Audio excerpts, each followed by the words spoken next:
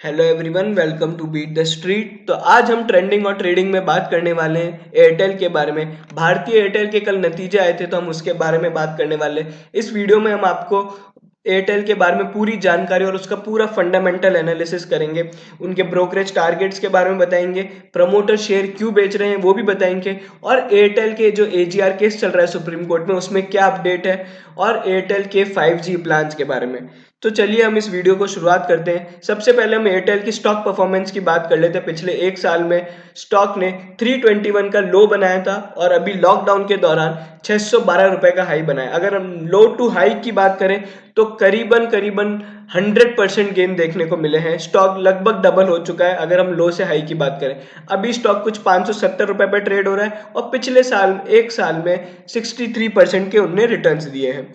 तो आइए हम बात करते हैं कैसे रहे उनके Q1 रिजल्ट्स। अगर हम बात करें नेट लॉस की तो नेट लॉस उनका 15,933 करोड़ रुपीस रहा है, जो कि एक एस्टिमेशन जो था CNBC TV 18 का वो करीबन 600 करोड़ रुपए का लॉस था। हम लास्ट क्वार्टर से बात करें तो लास्ट क्वार्टर में 5,000 करोड़ का लॉस था। ये जो लॉस आया है इतना ज़्यादा, इसके पीछे एक्सेप्शनल प्रोविजन का रीजन है जिसके बारे में हम इस वीडियो में बात करेंगे आगे। हम रेवेन्यू की बात करते हैं तो उनके रेवेन्यू 23,938 करोड़ रुपीस रहे। वहीं पे एस्टिमेटेड करीबन 23,700 करोड़ था।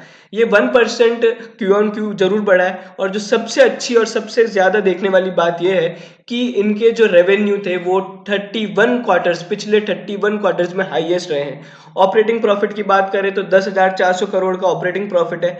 मार्जिन उनके 43% से बढ़ के 43.5%, बहुत ही एक डिसेंट ग्रोथ देखने को मिली है।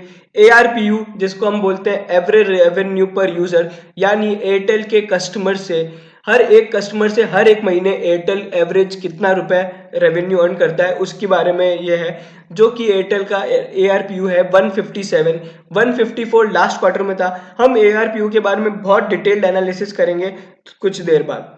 अगर हम नेट डेप्ट की बात करें तो नेट डेप्ट में हमें कमजोर मतलब कम कम होता दिखाई दिया है। 1.18 लाख करोड़ से उसका नेट डेप्ट 1.16 लाख करोड़ रुपए हो चुका है, जो कि एक अच्छी बात है। भारतीय एयरटेल के लिए डेप्ट एक बहुत बड़ी प्रॉब्लम हो रही थी, तो एयरटेल ने अपने कुछ मोनेटाइजेशन प्लान किए थे। जैसे उनने अपने डेटा सेंटर था उसका कुछ 20% स्टेक कार्टेल ग्रुप को बेचा था। तो इसी तरीके के कुछ मोनेटाइजेशन प्लान्स से वो लोग काम कर रहे हैं। अगर हम इबिटा की बात करें तो 10,600 करोड़ रुपए के उनके इबिटा रहे, जो कि 2% क्वार्टर ऑन क्वार्टर बेसिस बढ़े हैं। आइए हम बात करते हैं मैनेजमेंट कमेंट्री के बारे में। मैनेजमेंट ने बोला है जो डेटा यूजेज पर सब्सक्राइबर हुआ है वो हाईएस्ट एवर है, जो कि पिछले एक साल में 73% बढ़ के 16.3 GB पर मंथ, यानी हर यूजर एयरटेल का करीबन 16.3 GB यूज कर रहा है। 4G एडिशंस जो कनेक्शन थे वो स्लो इसलिए हुए क्योंकि लॉकडाउन था, उस कारण स्मार्टफोन सेल्स नहीं हुए और सारी सप्लाई चेन्स डिसरप्ट हो गई थी। उन्होंने ये भी बोला है कि वो अब इस इंडस्ट्री में फास्टर रिकवरी एक्सपेक्ट कर रहे हैं और कोविड-19 ने उनको बहुत ही अच्छा बूस्ट दिया है। अगर हम एयरटेल के 5G प्लान्स के बारे में बात करें, जैसा कि मैं आपको बता दूं कुछ ही टाइम पहले मुकेश अंबानी ने भी अपनी AGM में 5G प्लान्स रोल आउट किए थे, तो वहीं पे एयरटेल ने भी अपने कुछ प्लान्स बताए हैं। उन्होंने बोला है they are collaborating with original equipment manufacturers and application developers and 5G trials के लिए वो तैयार हो रहे हैं। उन्होंने सब जगह proposed investment in current networks will deliver the best class of connectivity to the Airtel consumers, और उन्होंने बोला है कि they have laid strong foundation for 5G services. तो अगर हम 5G प्लान्स की बात करें तो एयरटेल काफ़ी कमिटेड और काफ़ी क्लियर नज़र आ रहा है। तो अब देखना ये है कि एयरटेल और जियो में 5G में कौन जीतता है। आइए हम बात करते हैं AGR केस के बारे में। मैं आपको समझा दूं AGR केस क्या है। ये सुप्रीम कोर्ट का एक केस है जिसके अंदर एडजस्टेड ग्रॉस रेवेन्यू पर एक केस है। हर टेलीकॉम कंपनीज को कुछ टेलीकॉम लाइसेंस और टेलीकॉम स्पेक्ट्रम फी देनी पड़ती है, तो वो अपने रेवेन्यू पे देनी पड़ती है। तो उसी फीस और चार्जेस और रेगुलेटरी चार्जेस को लेके ये केस है। ये एक बहुत लॉन्ग पेंडिंग केस है, करीबन 10 साल पुराना केस है। तो अभी जो इसमें लेटेस्ट अपडेट ये है कि इसकी हियरिंग होने वाली है 10 अगस्त को, तो वहीं पे हम हो सकता है फाइनल डिसीजन भी आ जाए। यहाँ पे मैं आपको बता दूं, ये एजीआर जो ड्यूज है ये बहुत बहुत ज़्यादा है, जो कि कंपनी की 60% डेब्ट के बराबर है। तो अगर मैं आपको बात करूं तो यहाँ पे डीओटी जो कि डिपार्टमेंट ऑफ टेलीकॉम गवर्नमेंट की तरफ से उन्होंने सुप्रीम कोर्ट से रिक्वेस्ट किया है कि ये एजीआर ड्यूज अगले 20 साल में इंस्टॉलमेंट्स में पे किए जाए। वहीं पे एयरटेल और वोडाफोन ने 15 साल की टाइमलाइन को रिक्वेस्ट किया है। कंपनी ने इस क्वार्टर में 10,700 करोड़ के प्रोविजन बनाए। यही एक सबसे बड़ा रीजन था कि हमने यहाँ पे 15,000 करोड़ का लॉस देखा। अभी जो एजीआर ड्यूज जो भारतीय एयरटेल के बाकी हैं वो करीबन 26,000 करोड़ रुपए के हैं। सुनील मित्तल जी ने भी, जो कंपनी के चेयरमैन हैं, उन्होंने अपने लेटर टू शेयर होल्डर में ये बोला है कि वो गवर्नमेंट से दरख्वास्त करते हैं कि टेलीकॉम सेक्टर के जो भी प्रॉब्लम्स हैं उन्हें ख़त्म किए जाएं। और उन्होंने ये बोला है कि वर्स्ट में be behind for the India's telecom sector, because आपने अगर देखा होगा कि जियो की जो प्राइसिंग स्ट्रेटेजी के कारण सभी टेलीकॉम सेक्टर्स को बहुत कुछ लॉसेस देखने पड़े हैं। वहीं पे उन्होंने ये भी बोला है कि इस सेक्टर को गवर्नमेंट की सपोर्ट की जरूरत है टू रिकवर फाइनेंशियली और लीगल डिस्प्यूट्स का फास्टर रिकवरी हो। तो आइए अब हम बात करते हैं एयरटेल के एवरेज रेवेन्यू पर यूजर की। तो अगर जैसा कि हम देख सकते हैं चार्ट में, जियो के कारण उनके एयरटेल के रेवेन्यू एआरपी बहुत कम हो गए थे, लगभग 100 रुपए हो गए थे जैसा कि आप स्क्रीन पे देख सकते हैं। लेकिन अब वो वापस 50% बढ़ के 157 पे आ गए हैं। मैं आपको बता दूं कि एयरटेल का जो खुद का टारगेट है वो नियर टर्म में 200 रुपए के एआरपीयू का है, और eventually they have a target of 300, जो कि प्री जियो टाइम पे था।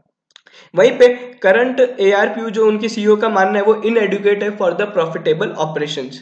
मैं आपको बता दूं कि एयरटेल का जो एआरपीयू है वो इंडस्ट्री में हाईएस्ट है अमंग जियो एंड वोडाफोन। तो एआरपीयू फ्रंट पे काफी अच्छा परफॉर्म किया है एयरटेल ने। आइए हम देखते हैं कि ब्रोकरेज टारगेट का क्या कहना है एआरपीयू के बारे में। जैसा कि आप स्क्रीन पे देख सकते हैं, FY21 और FY22 के जो टारगेट्स दिए हैं ब्रोकरेज ने वो काफी बुलिश नजर आ रहे हैं। लगभग करंट एआरपीयू से सभी के टारगेट ज्यादा हैं। इसमें सबसे हाईएस्ट टारगेट जो दिया है वो एडलवाइसिस ने 200 रुपए का दिया है। वहीं पे कोटक सिक्योरिटीज का टारगेट 193 का है, यूबीएस का टारगेट अभी 188 रुपीज का है, और वहीं पे मोतीलाल ओसवाल का टारगेट 184 रुपीज का है। अगर हम FY21 की बात करें तो जो हाईएस्ट टारगेट दिया है वो वापस एडलवाइसिस ने 172 रुपीज का दिया है, और वहीं पे कोटक सिक्योरिटीज का टारगेट 169 है। आप सारे टारगेट्स स्क्रीन पे देख सकते हैं, और एवरेज अगर हम देखें तो FY21 का टारगेट 162 रुपीज का है और FY22 का टारगेट 180 रुपीज का है। आइए अब हम बात करते हैं एयरटेल के 4G यूजर्स के बारे में।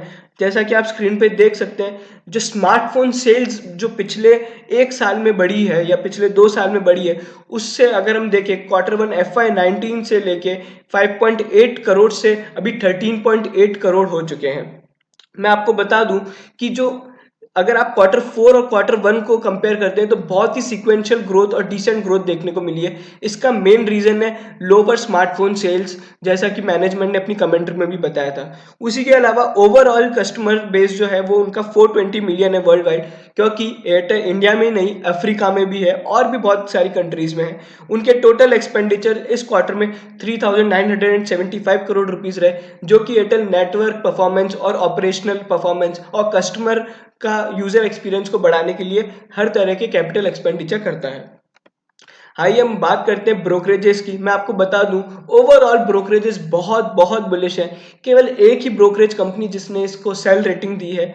अगर हम सारे टारगेट्स की बात करते हैं तो मॉर्गन स्टैनले का टारगेट 725 रुपीज का है, जेफरीज का टारगेट 670 का है, मैक्वायरी का टारगेट 700 रुपए का है, सिटी बैंक का टारगेट 690 का है, CLSA का टारगेट 715, यूबीएस का टारगेट 705, एमबिट का जो कि 808 का टारगेट है। न्यू स्ट्रीट रिसर्च एक ब्रोकरेज हाउस है जिसने 840 रुपए का टारगेट दिया है, जो कि सबसे हाईएस्ट है। आइए हम बात करते हैं हमारे बीट द स्ट्रीट के। हमने इस स्टॉक का स्वॉट एनालिसिस किया है, यानी कि हम उनकी स्ट्रेंथ, उनके वीकनेस, उनके अपॉर्चुनिटीज और उनके थ्रेट के बारे में बात करते हैं। अगर हम स्ट्रेंथ की बात करें तो कंपनी की सफिशिएंट लिक्विडिटी है एजीआर ड्यूज को पे करने के लिए। कंपनी जीरो प्रमोटर प्लेज है। उनका हाईएस्ट एआरपीयू है पूरे इस टेलीकॉम सेक्टर में। अभी कुछ ही टाइम पहले एयरटेल ने एक प्लेटिनम प्रीमियम प्लान भी लॉन्च किया था, जिसमें टीआरआई ने telecom regulatory authority of India ने रोक ज़रूर लगाई थी, लेकिन टेलीकॉम डिस्प्यूट जो ट्रिब्यूनल है उन्होंने इस प्लान को अभी हाल फिलहाल के लिए अलाउ किया है। तो ये जो प्लेटिनम प्लान है इससे एयरटेल को बहुत ही शानदार कमाई होती है। तो वैसा प्लान वोडाफोन ने भी लॉन्च किया, लेकिन जियो ने इस तरह के कोई प्लान्स लॉन्च नहीं किए। और अगर हम वीकनेस की बात करें तो भारतीय एयरटेल की जो कंटिन्यू अगर हम पिछले 1 साल में देखेंगे तो डेब्ट बढ़ रही है और रेगुलेटरी और लीगल डिस्प्यूट्स काफ़ी ज़्यादा है। भारतीय एयरटेल के कुछ GST dues, even tax related, income tax related legal disputes काफ़ी लॉन्ग टाइम से पेंडिंग है।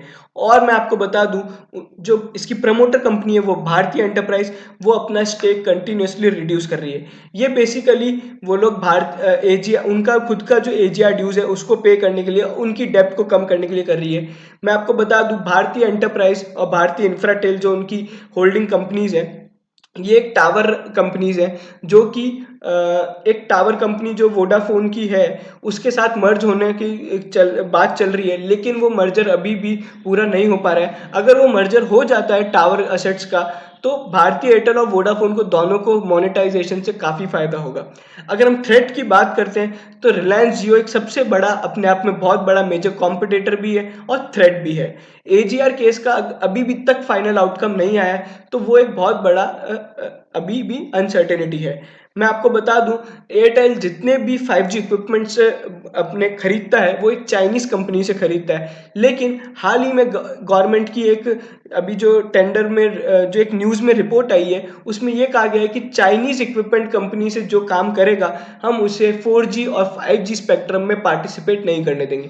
क्योंकि जैसा भी अभी जो माहौल बना हुआ है, चाइनीज कंपनीज को हर जगह से बैन किया जा रहा है, तो वहीं पे चाइनीज इक्विपमेंट कंपनीज को भी बैन किया जाएगा। तो ये एक बहुत बड़ा थ्रेट है। इसमें भारतीय एयरटेल को अब नए इक्विपमेंट मैन्युफैक्चरर्स जो कि यूएस या फिर जापान से होंगे उनके साथ कांटेक्ट करना पड़ेगा।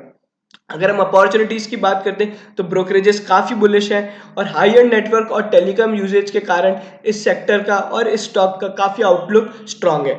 मैं आपको बता दूं, अगर वोडाफोन यहाँ पे बैंकक्रप्ट होता है या फेल होता है, या वोडाफोन को कोई भी प्रॉब्लम आती है ऑपरेशनल फ्रंट पे, तो इसमें सबसे ज़्यादा गेन एयरटेल का ही है। और यही एक रीज़न है कि एयरटेल का जो एजीआर केस है, यानी जो सुप्रीम कोर्ट में जो एजीआर केस चल रहा है, उसका कोई भी आउटकम आता है भारतीय एयरटेल का फायदा ही रहेगा। अगर आउटकम नेगेटिव आता है तो वोडाफोन फेल हो जाएगा, वोडाफोन बैंकक्रप्ट हो जाएगा। और अगर आउटकम कंपनी के फेवर में आता है तो वैसे भी कंपनी की सफिशिएंट लिक्विडिटी के कारण वो एजीआर ड्यूज को पे करने में बिल्कुल सक्षम है।